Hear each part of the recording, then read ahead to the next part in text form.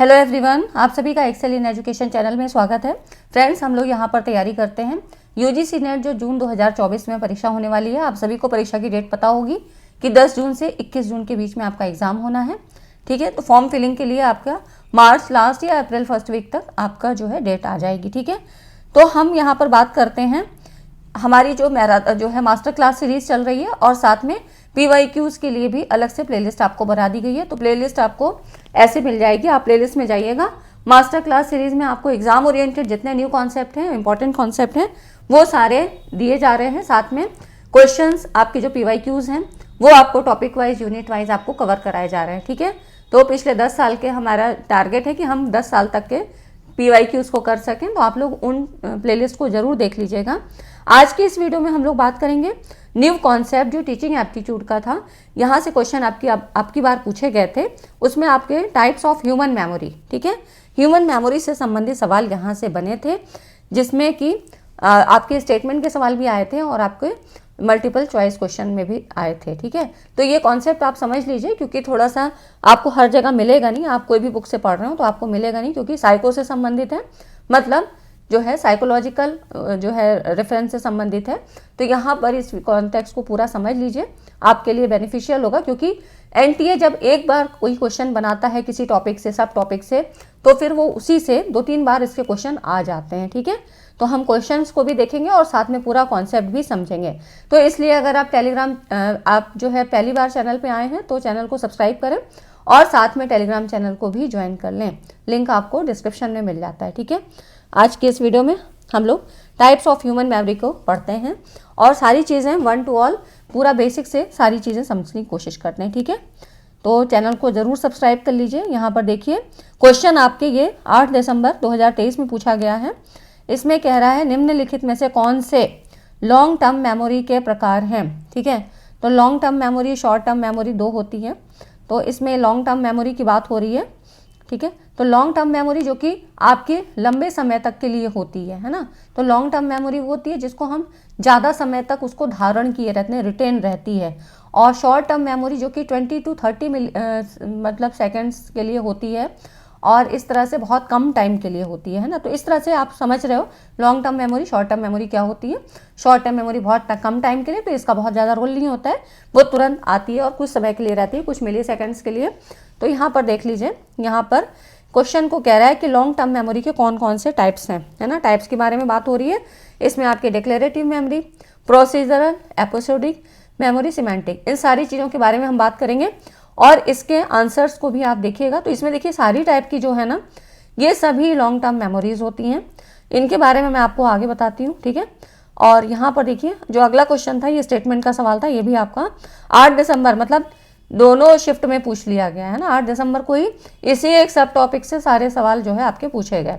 और इससे पहले भी जो 2023 में परीक्षाएं हुई थी उसमें भी यहाँ से सवाल आए थे। तो इसमें कह रहा है, स्टेटमेंट जो पहला कह रहा है, implicit memory refers to international और कॉन्शियस, है ना। तो यहाँ पर कॉन्शियस रिकलेक्शन ऑफ इंफॉर्मेशन, मतलब जो आपकी इम्प्लिसिट मेमोरी है, सूचना के अभिप्रेत अथवा सचेत अनुस्मरण से संबंधित है। और दूसरा कह रहा है, explicit memory refers to memories people are not consciously aware of but that can affect their subsequent performance and behavior।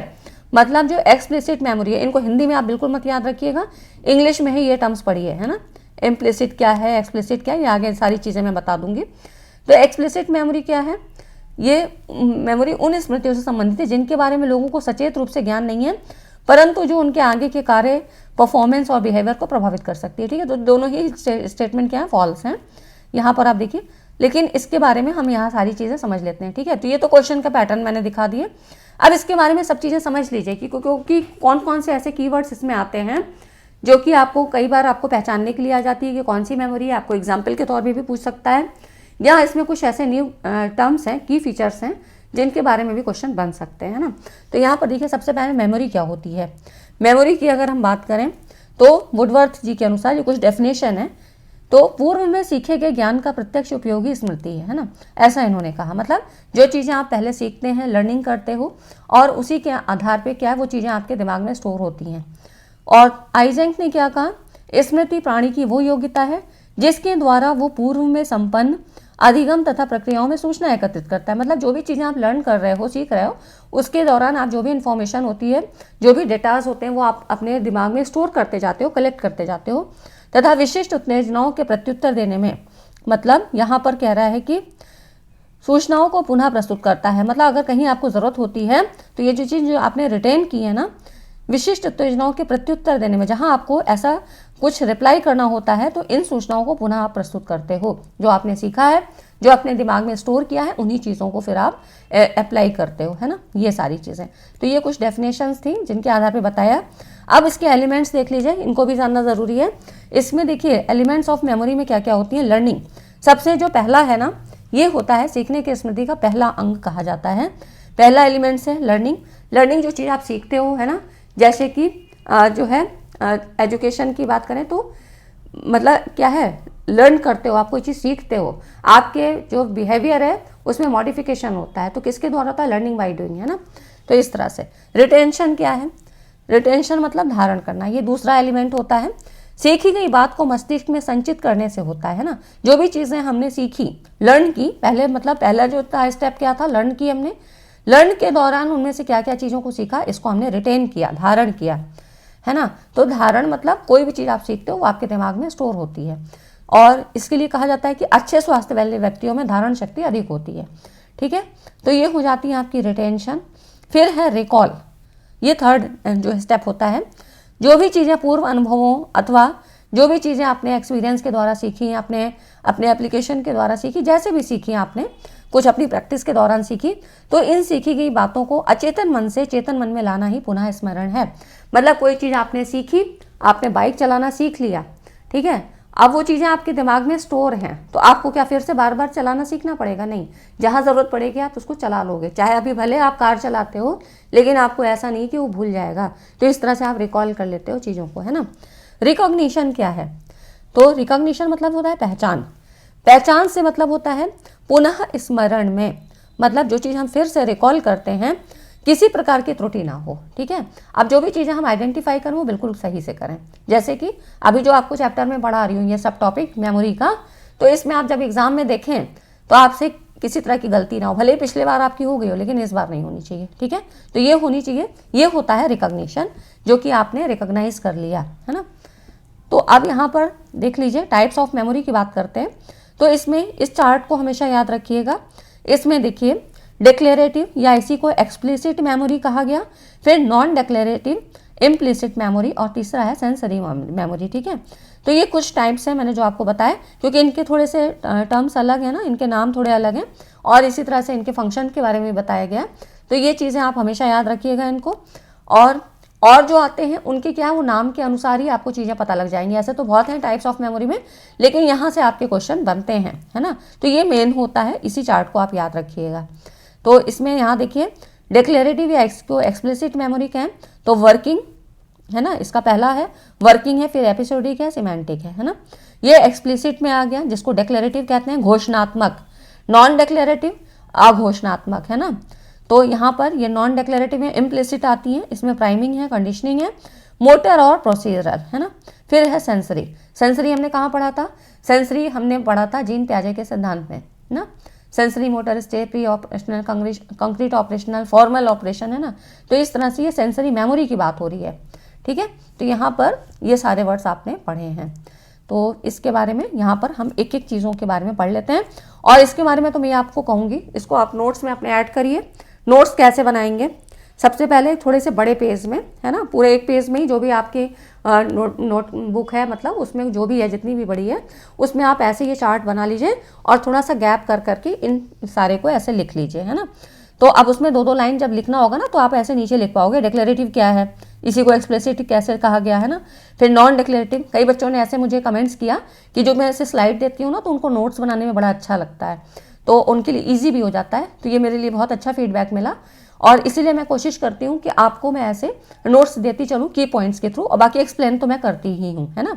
तो ना तो हिंदी वाले को प्रॉब्लम होनी चाहिए, ना इंग्लिश वाले को होनी चाहिए। ठीक है, और टर्म्स मैंने कहा आप इंग्लिश में ही याद रखो, क्योंकि हिंदी में अगर इसका अनुवाद करने चलेंगे ना, तो बड़े ही अजीब शब्द हैं, आप याद नहीं रख पाओगे, है ना, रिटेन नहीं हो पाएंगे। तो इस तरह से आप ऐसे ही बनाइए, आप यहाँ पर बनाइएगा, उसमें 2 लाइन छोड़िए, फिर इसको लिख दीजिए नॉन डिक्लेरेटिव, तो 2 लाइन छोड़ दीजिए। अब उसके नीचे ऐसे बनाते जाइए कि प्राइमिंग लिखा, कंडीशनिंग, और सबके नीचे 1-1 2-2 लाइन छोड़ दीजिए और वहीं पर लिख लीजिए। तो इस तरह से ये चार्ट हमेशा आपको याद रहेगा और जब भी आप रिवाइज करने चलोगे तो यही चार्ट आपको पूरा जो है एक बार में ही सारा क्विक रिविजन हो जाएगा, है ना। तो अब यहाँ पर देख लेते हैं, यहाँ पर देखिए एक्सप्लिसिट मेमोरी और डिक्लेरेटिव मेमोरी क्या है। एक्सप्लिसिट मेमोरी जिसे घोषणात्मक स्मृति कहते हैं, डिक्लेरेटिव है ना, तो इसी का नाम क्या है, एक्सप्लिसिट मेमोरी का ही डिक्लेरेटिव मेमोरी है। ये क्या है, नोइंग दैट मेमोरी, मतलब उस जानने वाली स्मृति। जानने वाली से मतलब यहाँ पर क्या है, जो एक्सप्लिसिट मेमोरी है इसमें क्या क्या चीज़ें इन्वॉल्व होंगी, तो कॉन्शियस एफर्ट्स, जो कि सचेतन प्रयास होते हैं आपके, जो भी आप एफर्ट करते हो, है ना। आप एफर्ट कैसे, सचेतन से मतलब है आप जो आप मतलब जानबूझ के करना सीख रहे हो, कोई चीज़ करना चाह रहे हो, है ना, तो ये हो जाता है सचेतन प्रयास, जो आप किसी पर्पस से कर रहे हो, किसी चीज़ को सीखने के लिए कर रहे हो, तो ये हो जाता है conscious effort. To be stored and recalled, ये यहाँ पर स्टोर होते हैं और हम इनको ज़रूरत करने पर रिकॉल कर सकते हैं। तो यहाँ पर देखिए एक्सप्लिसिट मेमोरी में क्या क्या चीज़ें शामिल होती हैं, तो सिमेंटिक मेमोरी और एपिसोडिक, है ना। तो यहाँ पर आपने उस चार्ट में देखा यहाँ पर कि इसमें क्या क्या है, देखिए वर्किंग है, एपिसोडिक है और सिमेंटिक है। तो वर्किंग तो आपको नाम से ही समझ में आ रहा है कि वर्किंग मतलब यहाँ पर कुछ कार्य होगा, है ना। तो ये देखिए इंग्लिश में स्लाइड है पूरी, हिंदी वाले बच्चों के लिए यहाँ पर हिंदी में है ना। तो इसमें क्योंकि थोड़ा सा कुछ वैसे टर्म्स आ जाते हैं, इसलिए मैं कहती हूँ कि आप हिंदी इंग्लिश थोड़ा मिला के पढ़ें। तो ये देखिए वर्किंग मेमोरी क्या है ना, ये मेमोरी जो है तत्काल उपयोग के लिए आवश्यक जानकारी के प्रोसेसिंग और स्टोरिंग के लिए जिम्मेदार है ना। तो यहाँ पर क्या होता है कि ये यहाँ एक बेंचमार्क सेट होता है।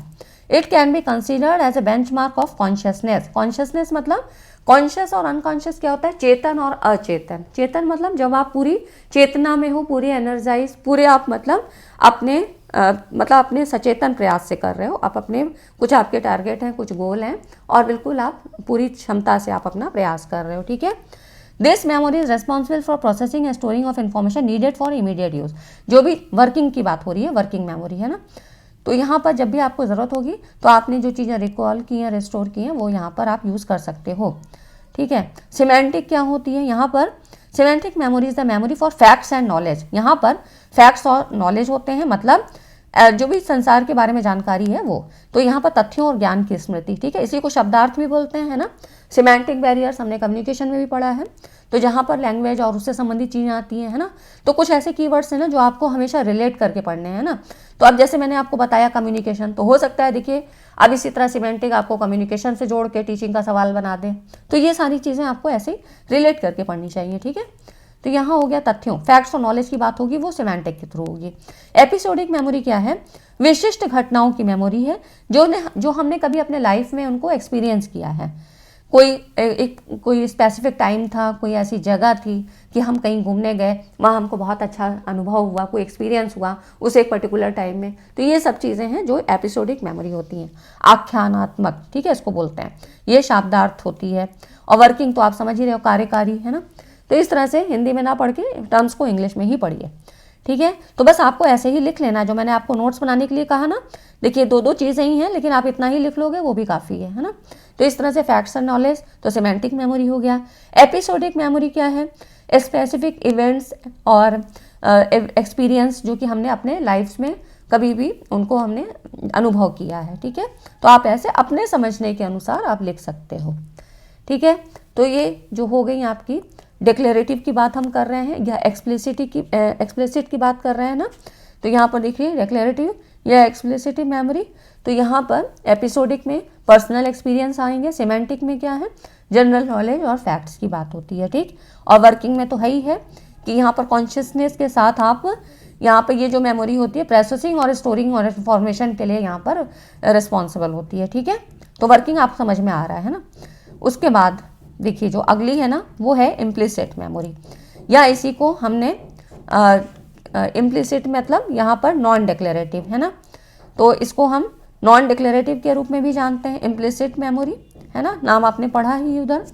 तो इस तरह से यहाँ देखिए ये जो मेमोरी होती है does not involve conscious efforts to be stored और रिकॉल्ड। तो यहाँ पर क्या होता है, ये जो मेमोरी होती है ना, इसमें हम कोई भी जागरूकता नहीं रखते हैं, ये अनजाने में और बिना किसी प्रयास और इरादे के काम करता है ना। जैसे कि बाइक चलाना, टाइपिंग करना, कभी आपने सीखा था लेकिन अब हमने बहुत प्रयास नहीं किया, हमने अब चला रहे हैं, ठीक है। तो ये हो गया आपका, जो कि हम कोई जागरूकता नहीं रखते हैं, कोई हमने अब हमको फिर से प्रयास कुछ नहीं करना है, ये नॉन डिक्लेरेटिव होती है इम्प्लिसिट मेमोरी, ठीक है ना। नोइंग हाउ, कैसे किया जाता है, यहाँ पर नोइंग हाउ की बात होती है ना, कैसे कैसे जानना स्मृति है। और वापस बुलाने के सचेतन प्रयास शामिल नहीं होते। आपने एक बार बाइक चलाना सीख लिया तो आप उसको भूलते नहीं हो, ये हो जाती है इम्प्लिसिट मेमोरी। लेकिन यहाँ पर देखिए यही फ़र्क होता है, सिमेंटिक मेमोरी है ना, एपिसोडिक मेमोरी। तो कुछ तो हम चीज़ें याद रखते हैं, कुछ हम समय के साथ भूल जाते हैं, ये हो जाती है नॉन, जो है आपकी नॉन डिक्लेरेटिव, है ना। तो यहाँ पर डिक्लेरेटिव है ना, तो ये हो गई आपकी डिक्लेरेटिव और नॉन डिक्लेरेटिव इम्प्लिसिट, है ना। तो यहाँ पर घोषणात्मक और अघोषणात्मक, तो इनको हमें बहुत एफर्ट नहीं करना पड़ता है स्टोर और रिकॉल के लिए, है ना। वापस बुलाने के सचेतन प्रयास शामिल नहीं होते, है ना। ये इम्प्लिसिट हो गई, ठीक है। तो ऐसे डिफरेंस को याद रखिएगा। फिर अभी हमने इसमें पढ़ा प्राइमिंग, कंडीशनिंग और आपका क्या था, एक प्रोसीजरल या मोटर। प्राइमिंग में क्या है, प्राइमिंग वो प्रक्रिया जो अनजाने में काम करती है, और यहाँ पर रिट्रीविंग मतलब पुनः प्राप्ति की प्रक्रिया को तेज करने में मदद करती है, ठीक है। तो इसीलिए मैंने कहा आपको कुछ टर्म्स ऐसे मिलेंगे जिन्हें आपको पढ़ना है और समझना है। तो प्राइमिंग क्या हुआ, जो कि आपको कुछ चीज़ें पुनः प्राप्ति करनी है तो इसको प्रोसेस को तेज करेगी। ये प्रक्रिया बताती है कि स्मृति को अनजाने में भी सक्रिय किया जा सकता है ना। क्योंकि ये क्या हो रही है, इम्प्लिसिट मेमोरी अनजाने में मतलब की जा रही है, आप उसके लिए बहुत ज़्यादा सचेतन प्रयास नहीं कर रहे हैं, कॉन्शियसली यहाँ पर नहीं है। कुछ चीज़ें हम क्या होता है कि उसको अपनी हैबिट में आ जाने से भी सीख लेते हैं, है ना, हमें उसके लिए बहुत प्रयास नहीं करना पड़ता है। तो यही है इम्प्लिसिट मेमोरी, और वो हमारे दिमाग में स्टोर रहती है। कंडीशनिंग की यहाँ पर देखिए, इसके बारे में पहले ही हमने बताया है कि यहाँ पर क्या होता है, दो जो आपके स्टिमुलस होते हैं, है ना। तो इस तरह से यहाँ पर दो स्टिमुलस के बीच में संबंध सीखने, यहाँ पर दो स्टिमुलस की बात होती है, ठीक है। तो ये चीज़ें आपकी यहाँ पर कंडीशनिंग की अगर हम बात करें तो पैवलोव की क्लासिकल कंडीशनिंग आपने पढ़ा है लर्निंग थ्योरीज में, कि दो स्टिमुलस होते हैं वो यहाँ रिस्पॉन्सिबल होते हैं, ठीक है ना। तो ये हो जाता है। उसके बाद देखिए मोटर और प्रोसीजरल मेमोरी, ये क्या होती है, यहाँ पर मोटर की बात करें तो साइकोमोटर डोमेन आपने पढ़ा है ना। तो इसमें क्या होता है कि हमारी जो है फिजिकली एक्सरसाइज होती है, जो हमारी शारीरिक गतिविधियां होती हैं, शारीरिक क्रिया क्षमताएं होती हैं, ठीक है। तो यहाँ पर मोटर कौशल सीखने की प्रक्रिया धीमी है, लेकिन जब एक बार अच्छी तरह से सीख लिया जाता है तो ये क्या हो जाती है, ऑटोमेटिक हो जाती है। तो इस पर किसी और ध्यान या सचेत प्रयास की आवश्यकता नहीं होती। तो ये मोटर होती है जहाँ पर भी आपके हाथ पैर ज़्यादा क्रियाशील होंगे, ठीक है। तो मोटर से मतलब समझ रहे हैं साइकोमोटर डोमेन, ठीक है ना। तो इस तरह से आपको चीज़ें रिलेट करके पढ़नी है। अब देखिए, अब जो अगली है ना, ये क्या है, सेंसरी मेमोरी है ना। देखिए फ्रेंड्स, अभी तक मैंने आपको लाइक और जो है शेयर करने के लिए नहीं कहा है, तो आप लोग लाइक ज़रूर कर दें। अब देखिए जो सेंसरी मेमोरी है वो क्या है, सेंसरी मेमोरी ये क्या है, also known as fleeting memory. अब देखिए ये सब टर्म्स है ना, इनको आपको याद रखना है, ठीक है। तो आप इसके यहाँ पर साइड में आप ऐसे लिखते चलिएगा कि ये इसके कीवर्ड्स हैं। फ्लीटिंग मेमोरी, ये क्या होती है, परसेप्शन के बहुत ज़्यादा नज़दीक होती है। परसेप्शन मतलब धारणा की प्रक्रिया, परसेप्शन मतलब प्रत्यक्षण, है ना। तो इस तरह से जो भी आप रिटेन करते हो, जो चीज़ें देख रहे हो रिटेन कर रहे हो। It is responsible for keeping a record of our percept for a very brief period of time, है ना। तो बहुत शॉर्ट टाइम के लिए ये हमारी धारणा को रिकॉर्ड करने के लिए जिम्मेदार, जैसे कि परसेप्शन कहते हैं नहीं, आपका परसेप्शन कैसे, तो मतलब आपने जो चीज़ें देख रहे हो ना उसके बारे में जो आपका क्षणिक एक अनुभव होता है, ये चीज़ होती है, ठीक है। तो ये होता है हमारा सेंसरी मेमोरी। और सेंसरी मोटर स्टेज आपने पढ़ी है जीन पियाजे की, है ना, पहले ही मैंने आपको बताया। तो इस तरह से ये हो जाती है सेंसरी मेमोरी, है ना।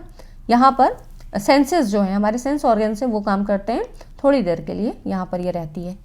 और ये रहती कितनी है, 200 से 500 मिली सेकेंड तक ही, है ना, यहाँ पे स्टोर हो सकती है। और जितने भी साइकोलॉजिस्ट थे ना, इन्होंने ये तर्क दिया, कौन कौन से, तो विजुअल सेंसरी मेमोरी जो कि देखने के द्वारा, ऑडिटरी सेंसरी मेमोरी जिनको कि हम सुनने के द्वारा, है ना, और ऑल्फैक्टरी स्मेल के द्वारा सेंसरी मेमोरी कुछ समय के लिए होती है। जैसे आप जो है आपके नाक के द्वारा आपको स्मेल, नोज़ के द्वारा जो स्मेल आती है थोड़ी देर के लिए, है ना, उससे आप पता लगाते हो कि कुछ जल तो नहीं रहा है, खाना हम बना रहे थे, है ना।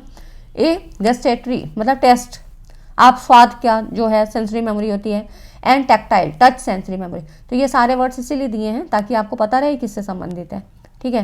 तो ये हो गया आपका सेंसरी मेमोरी, है ना। तो 3 टाइप की थी, वो सारी पढ़ ली।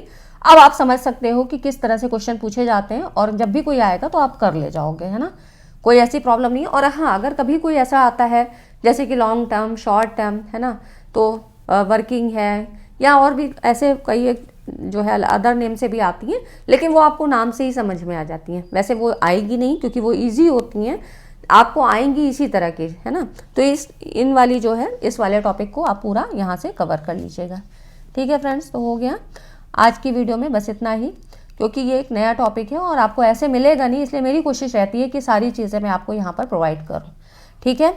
तो वीडियो कैसी लगी? वीडियो अच्छी लगी तो वीडियो को लाइक एंड शेयर करिएगा। और अब आप इन जो क्वेश्चन जो मैंने आगे दिए थे ना, उनको आप फिर से करिएगा, है ना। तो आपको बता ही दिया है कि किस शिफ्ट में कैसे किस डेट में पूछे जा रहे हैं, तो आपको ढूंढने में भी आसानी नहीं होगी, ठीक है। और यहाँ पर सारी चीज़ें आपको ऑथेंटिक ही बताई जाती हैं, ठीक है फ्रेंड्स। तो ये हो गया आज का जो आपका सब टॉपिक था। वीडियो अच्छी लगी हो तो वीडियो को लाइक एंड शेयर करिएगा। और मेरी हर दिन की वीडियो आपको शाम को 6 बजे मिलती है, तो आप लोग एक्टिव रहा करिए और जो है बेल आइकन को प्रेस कर लीजिए तो आपको नोटिफिकेशन मिल जाएगा, ठीक है। चलिए फ्रेंड्स, मिलते हैं अगली वीडियो में, तब तक के लिए धन्यवाद। Thanks for watching this video.